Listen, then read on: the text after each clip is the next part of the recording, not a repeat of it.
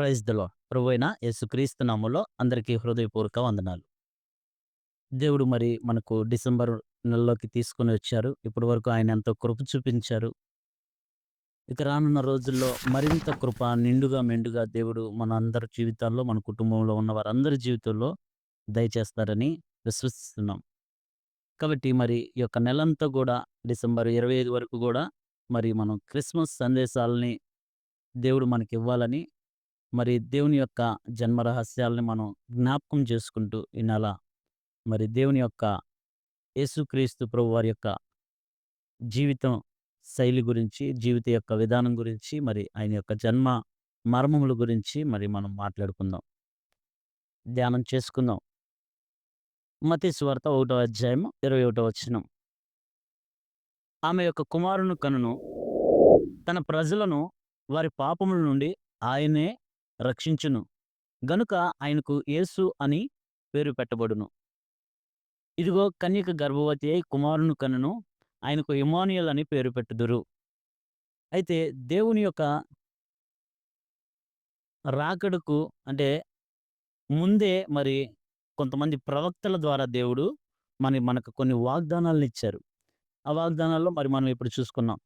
ఇదిగో కన్యక గర్భవతి అయి కుమారుని కన్ను, ఆయనకు ఇమ్మానుయేల్ అని పేరు పెట్టుదురు. మరి దేవుడికి యేసు అని పేరు పెట్టారు. క్రీస్తు అని పేరు పెట్టారు. ఇమ్మానుయేల్ అని కూడా పేరు పెట్టారు. అయితే ప్రవచనాత్మకంగా ఇమ్మానుయేల్. మరి మనల్ని పాపముల నుండి రక్షించేది యేసు. యేసు అంటే రక్షకుడు, క్రీస్తు అంటే అభిషిక్తుడు, మరి ఇమ్మానుయేల్ అంటే జనులందరికీ తోడుగా ఉన్నారని మరి మనకు దేవుడు సెలవిచ్చారు. మరి అందరికీ తెలిసిన విషయమే మరి. అయితే క్రీస్తు అని దేవుడు పేరు పెట్టాడు. యేసు అని యేసోబు గారు పేరు పెట్టారు. ఇమ్మానుయేల్ అని జనులు పేరు పెట్టారు. మరి ప్రవక్త ద్వారా ఇమ్మానుయేల్ అని పేరు పెట్టాలి కదా! మరి పుట్టినాక యేసు క్రీస్తు ప్రభువారని పేరు పెట్టారు. అయితే ఇమ్మానుయేలుగా ఇప్పుడు మనకు తోడుగా ఉన్నారు. యేసుగా ఆయన జీవించిన జీవితమంతా పాపులను రక్షించుటకు ఆ కాలంలో వారికి తోడుగా ఉన్నారు. క్రీస్తుగా శిష్యులకు అభిషేకము అభిషిక్తునిగా ఉన్నారు.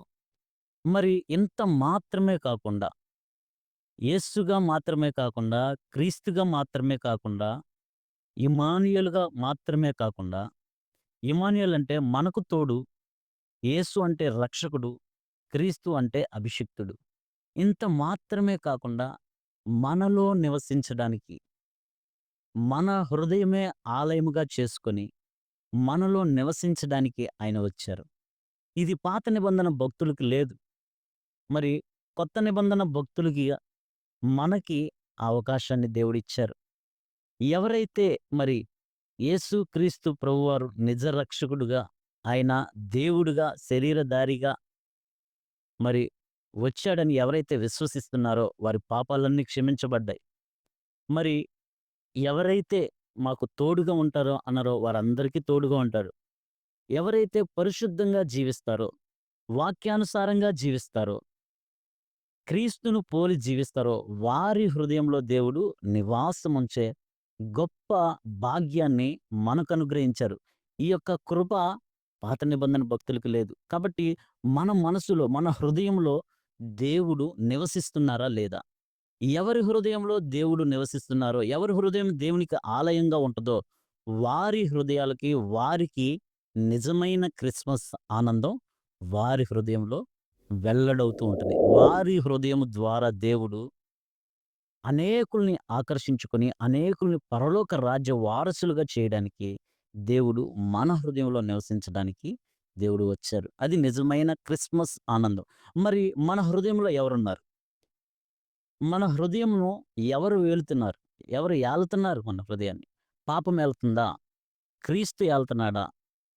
ఎవరు ఏలుతున్నాడన్నది మనల్ని మనం పరిశీలించుకొని, ఈ యొక్క నూతనమైన సంవత్సరము, ఈ నూతన జీవితాన్ని దినదినము ఆయన ఆత్మని పొందుకొని, ఆయనకి మన హృదయం ఆలయముగా చేసుకొని ముందుకు వెళ్ళాలి. ముందుకు వెళ్ళే కృప దేవుడు మనకు, మన కుటుంబములకు దయచేయునుగాక. ఆమేన్. Praise the Lord. ప్రభువైన యేసు క్రీస్తు నామములో అందరికీ శుభము, జయము కలుగును గాక. ఆమేన్.